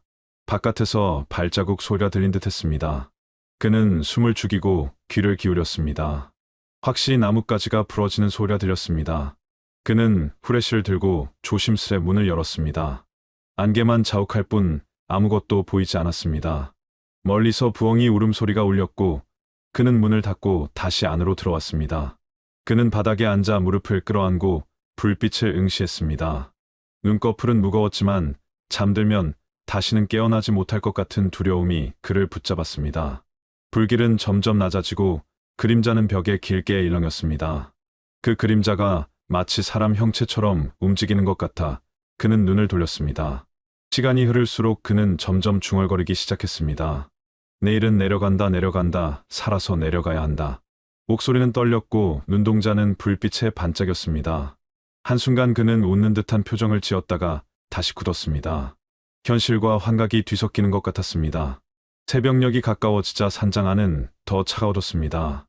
불길이 꺼질 듯 흔들렸고 그는 떨리는 손으로 마지막 장작을 넣었습니다. 조금만 더 버티면 해 뜬다.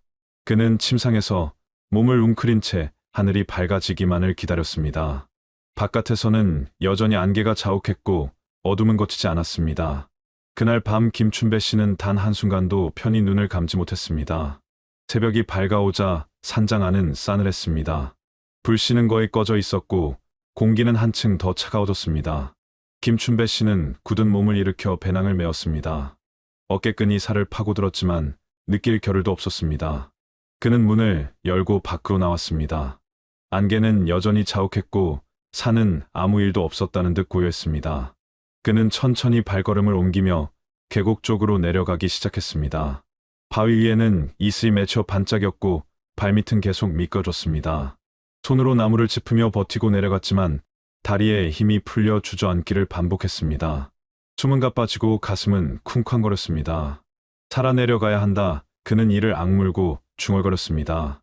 한참 내려가다 작은 폭포를 만났습니다. 흰 물보라가 안개와 섞여 희미하게 빛났습니다. 그는 손을 뻗어 찬 물을 퍼마셨습니다. 얼음장 같은 물이 식도를 타고 내려가자 정신이 잠시 또렷해졌습니다. 하지만 손은 여전히 떨리고 온몸은 젖은 옷 때문에 무거웠습니다. 낮이 되자 해가 안개를 조금씩 걷어냈습니다. 하지만 햇빛은 따뜻하기보다 눈부셨습니다. 김춘배 씨는 바위에 걸터앉아 잠시 숨을 고르며 멀리 산등성이를 바라봤습니다. 아무도 없었습니다. 사라진 사람들의 얼굴이 다시 떠올랐습니다. 민수 씨, 다른 동료들, 정만 씨. 그의 눈가가 젖었지만 울음소리는 나오지 않았습니다. 내가 다 데리고 나왔어야 했는데. 그는 다시 일어나 길을 찾았습니다. 계곡 옆 좁은 길을 따라 걷다가 발이 걸려 쓰러졌습니다. 무릎이 깨지고 흙과 이끼가 팔에 묻었지만 그는 일어나 다시 걸었습니다. 배낭은 점점 더 무겁게 느껴졌습니다. 마치 사라진 사람들의 시선이 그 안에 담겨 있는 것 같았습니다.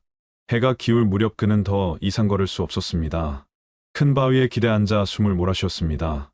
눈꺼풀은 무겁게 내려왔고 의식은 흐려졌습니다. 그는 마지막 힘을 짜내어 배낭에서 비상식량을 꺼내 씹었습니다. 입안이 말라 삼키기조차 힘들었지만 억지로 삼켰습니다. 밤이 다가오자 숲속은 다시 어둠에 잠겼습니다. 그는 불을 피울 힘도 남아있지 않았습니다. 그저 바위에 등을 기댄 채 하늘을 바라봤습니다. 별이 하나둘 나타나자 눈가에 눈물이 고였습니다. 나 혼자 남았구나. 그는 중얼거리며 눈을 감았다 떴습니다. 귀에는 계곡 물소리만 멀리서 들렸습니다. 새벽녘 그는 거의 기어가듯 계곡을 따라 내려갔습니다. 발은 감각이 없었고 손바닥은 돌에 긁혀 피가 배어나왔습니다.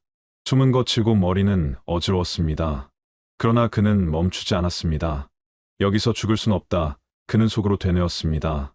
마침내 계곡이 넓어지고 바위가 드문드문 나타나기 시작했습니다. 그는 바위에 앉아 몸을 떨며 주위를 둘러봤습니다. 멀리서 사람 목소리가 들린 듯 했습니다. 처음에는 환청인 줄 알았지만 다시 들렸습니다. 거기 누구 있습니까? 김춘배 씨는 마지막 힘을 다해 손을 들어 흔들었습니다. 목소리는 나오지 않았지만 몸짓이 보였는지 산 아래에서 사람들이 달려오기 시작했습니다. 그는 그 자리에서 그대로 주저앉았습니다. 눈앞이 희미해지고 모든 소리가 멀어졌습니다. 그가 마지막으로 본 것은 수색 대의 후레쉬 불빛이었습니다. 계곡 바위에 앉아있던 김춘배 씨는 멀리서 들려오는 소리에 고개를 들었습니다. 안개를 가르며 희미한 빗줄기가 움직이고 있었습니다. 거기 누구 있습니까? 처음엔 환청인 줄 알았지만 빛은 점점 가까워졌습니다. 그는 온몸의 힘을 짜내어 손을 들어 흔들었습니다. 목소리는 나오지 않았지만 그 몸짓이 보였는지 누군가 외쳤습니다. 여기 사람 있습니다. 발자국 소리가 여러 방향에서 달려왔습니다. 수색대원들이 그를 발견했을 때 그는 바위에 등을 기대고 축 늘어져 있었습니다. 눈동자는 흐릿했고 입술은 바짝 말라 있었습니다. 괜찮습니까? 들립니까? 김춘배 씨는 겨우 눈을 떴습니다. 말은 하지 못하고 숨만 몰아쉬었습니다. 수색대원들이 그를 부축해 담요를 덮어주고 물을 건넸습니다. 찬물이 목을 타고 내려가자 그는 잠시 눈을 감았다 떴습니다. 눈가에는 눈물이 맺혀 있었지만 울음소리는 나오지 않았습니다. 그들은 그를 들것에 눕히고 계곡을 따라 천천히 이동했습니다. 흔들리는 후레쉬 불빛이 안개를 가르며 나무와 바위를 스치고 지나갔습니다. 김춘배 씨는 들것에 누운 채 희미한 의식으로 하늘을 바라봤습니다. 나무 가지들이 어지럽게 흔들리며 지나갔고 새벽 공기가 차갑게 얼굴을 스쳤습니다. 그의 머릿속에는 사라진 사람들의 얼굴이 차례로 떠올랐습니다. 민수 씨가 웃던 모습, 정만 씨가 계곡 아래로 떨어지던 순간 그는 눈을 감고 숨을 길게 내쉬었습니다. 날이 완전히 밝을 무렵 그들은 산 아래 임시 수색본부에 도착했습니다. 의료진이 달려와 그의 상태를 확인했습니다. 탈수 심하고 저체온입니다. 체온 났습니다. 바로 이송합니다. 응급차가 대기하고 있었고 사람들은 그를 들것째 싣고 병원으로 옮겼습니다. 지켜보던 마을 사람들 중 누군가가 물었습니다. 다른 사람들은요? 수색대장이 고개를 저었습니다. 아직 못 찾았습니다. 그 말에 주변은 조용해졌습니다. 병원에 도착한 그는 링거를 맞으며 며칠 동안 거의 말을 하지 않았습니다. 눈은 멀리 허공을 바라보고 얼굴은 굳어 있었습니다. 의사가 기억나는 게 있습니까? 하고 물어도 그는 천천히 고개만 저었습니다. 밤이 되면 그는 잠에서 깨어 앉아 있었습니다. 귀에는 여전히 계곡 물소리가 들리는 듯 했고 눈을 감으면 모닥불 옆에 앉아 있던 마지막 밤이 떠올랐습니다. 그는 땀에 젖은 채 이마를 짚고 다시 누웠지만 잠들지 못했습니다. 사흘째 되는 날 경찰이 병실을 찾았습니다. 사라진 사람들에 대해 물었지만 그는 대답하지 않았습니다. 기억이 나지 않습니다라는 말만 반복했습니다. 간호사가 악몽을 자주 꾸시네요 하고 말했지만 그는 대답하지 않았습니다. 창밖을 바라보며 가만히 앉아 있을 뿐이었습니다. 열흘이 지나서야 그는 퇴원했습니다. 마을로 돌아왔지만 사람들은 그를 예전처럼 보지 않았습니다. 누군가는 안쓰럽게, 누군가는 두려운 눈으로 그를 바라보았습니다. 아이들이 그를 보고 수군거리기도 했습니다. 김춘배 씨는 사람들의 시선을 피하려고 고개를 숙이고 다녔습니다. 밤이 되면 그는 혼자 방에 앉아 촛불을 켰습니다. 불빛이 흔들릴 때마다 산장의 그림자가 떠올랐습니다. 그는 촛불 앞에서 중얼거렸습니다. 내가 왜 살아남았지? 눈가에는 눈물이 맺혔지만 그는 울지 않았습니다. 그의 가슴은 점점 더 무거워졌습니다. 사라진 사람들의 이름을 한 번씩 부르다 침묵했습니다. 방 안은 조용했고 촛불만이 깜빡이며 그를 비추고 있었습니다.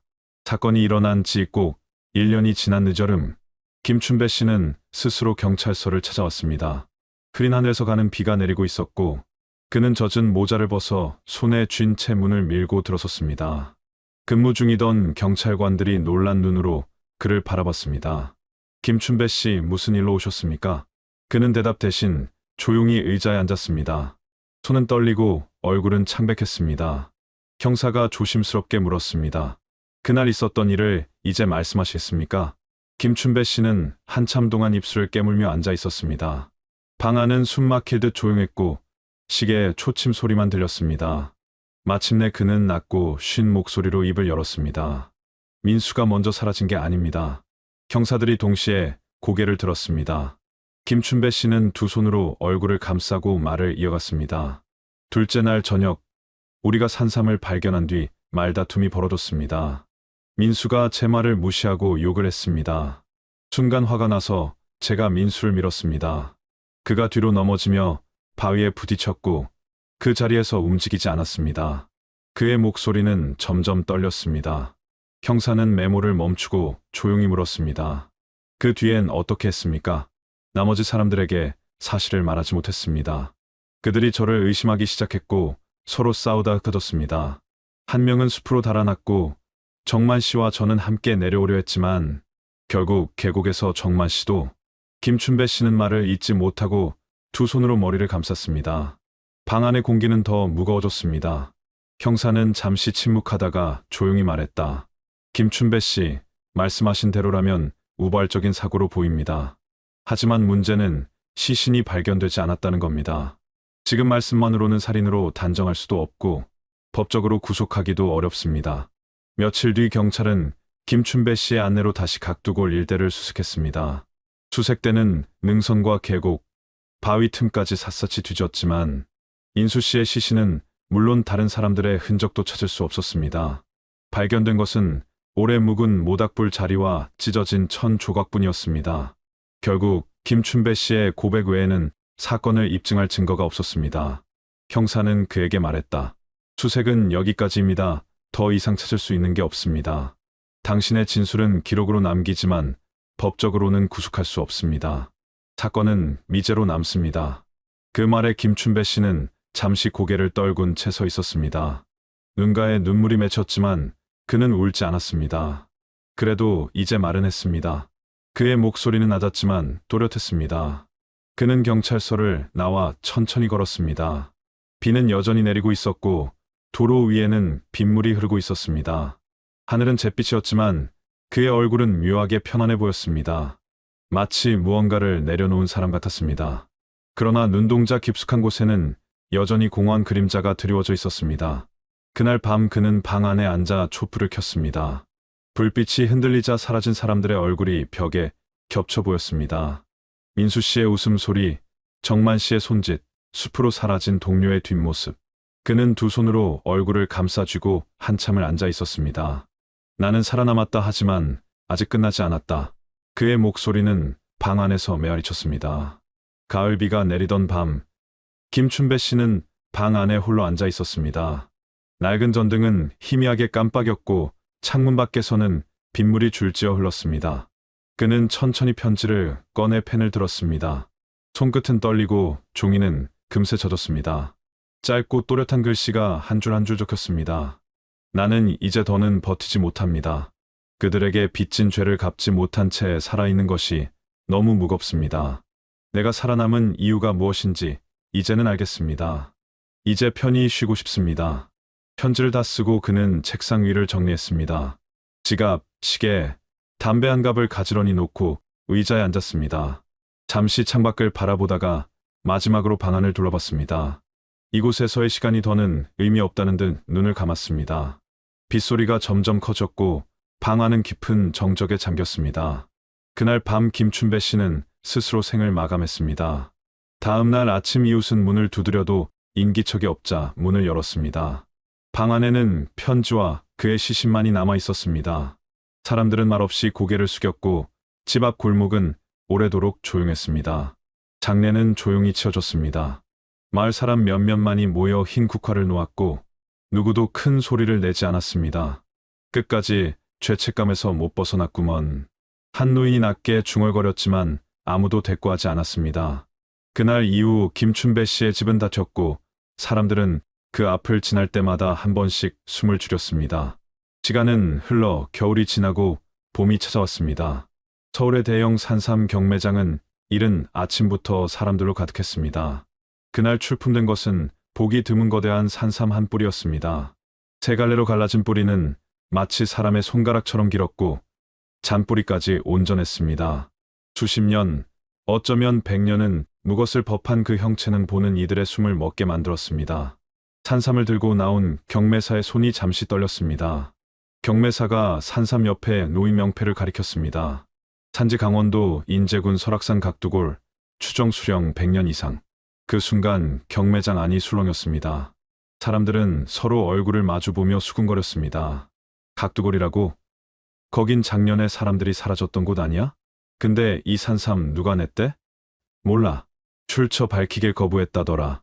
순간 경매장은 이상하게 조용해졌습니다. 누군가는 헛기침을 했고 누군가는 눈을 피했습니다. 앞줄에 앉은 한 신만이가 낮은 목소리로 말했습니다. 이런 산삼은 목숨 걸고 캐야 나옵니다. 산이 그냥 내준 게 아닙니다. 그 말에 주변 사람들은 고개를 떨구었습니다. 마치 이 산삼이 단순한 뿌리가 아니라 사라진 사람들의 삶과 죽음을 대가로 한 것처럼 느껴졌습니다. 경매사는 목소리를 가다듬고 가격을 불렀습니다. 시작가 5천만 원입니다. 가격은 순식간에 치솟았습니다. 손이 번쩍 들리고 사람들의 숨소리가 거칠어졌습니다. 마침내 사상 최고가에 낙찰되었습니다. 거대한 산삼은 조심스럽게 포장되어 사람들의 시선에서 사라졌습니다. 그 순간 경매장 안은 이상한 정적에 잠겼습니다. 마치 안개가 스며드는 듯한 착각이 들었습니다. 사람들은 말없이 앉아 있었고 누군가는 두 손을 모으고 기도했습니다. 몇몇은 자리에서 일어나 밖으로 걸어나갔습니다. 그들의 표정에는 안도와 두려움이 동시에 깃들어 있었습니다. 그날 이후 사람들은 오랫동안 이 산삼 이야기를 입에 올렸습니다. 김춘배 씨가 죽기 전에 남긴 걸까? 아니면 사라진 다른 사람들 중 누군가가 혹은 전혀 모르는 제3자가 캐낸 걸지도 누구도 확신하지 못했고 사건은 그대로 미제로 남았습니다. 각두골은 다시 사람의 발길을 끄는 채 안개 속에 묻혔습니다. 그리고 사람들은 그 골짜기를 다시 찾으려 하지 않았습니다. 끝까지 시청해 주셔서 감사합니다. 구독과 좋아요는 영상 제작에 큰 힘이 됩니다.